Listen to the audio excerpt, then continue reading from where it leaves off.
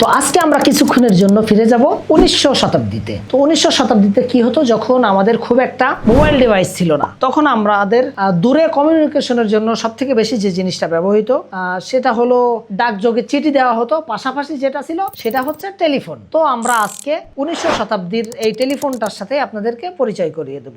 Hello viewers, আসসালামু আলাইকুম, this is Maruf Hussain and welcome back to my another new video. তো আজকে আমরা কথা বলতে চলেছি যে ডিভাইসটা নিয়ে, সেটা আপনারা অলরেডি দেখে ফেলেছেন।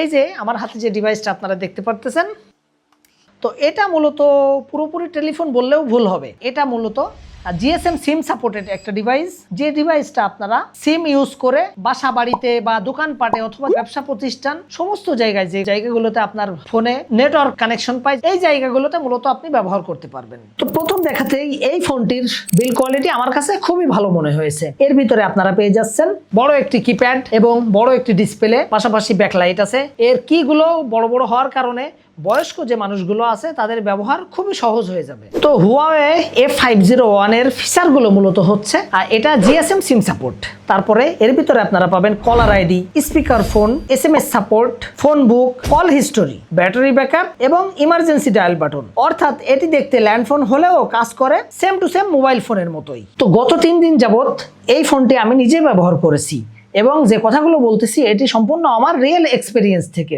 এই ফোনটি থেকে আমি খুবই ক্লিয়ার ভয়েস পেয়েছি এবং এর স্পিকারটাও খুবই পরিষ্কার, এতে নেটওয়ার্ক কোয়ালিটিও খুবই ভালো পাই। পাশাপাশি এর ভিতরে 3000 এম্পিয়ারের ব্যাটারি থাকার কারণে এর থেকে ব্যাটারি ব্যাকআপ খুবই ভালো পাওয়া যায়। তো এই ফোনটি যে জায়গাগুলোতে ব্যবহারের জন্য উপযোগী, সে জায়গাগুলো হচ্ছে অফিস, দোকান, গ্রামের বাড়ি এবং বয়স্ক মানুষের ক্ষেত্রে, অথবা যেখানে মোবাইল রাখা সম্ভব হয় না। ওভারঅল সবকিছু মিলিয়ে এই ফোনটা আমার কাছে খুবই চমৎকার লেগেছে। তো এই ফোনটা আমাদেরকে নেড়ে চেড়ে দেখার জন্য সুযোগ করে দিয়েছেন আকাশ টেলিকম, সন্ধানী সুপার মার্কেট, জেস টাওয়ারের অপোজিট সাইটে।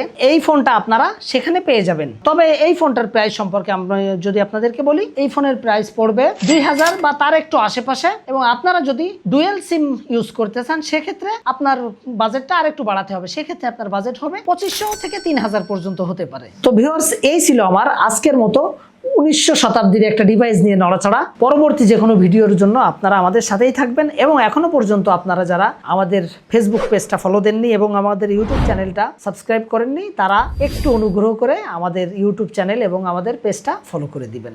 ধন্যবাদ সবাইকে।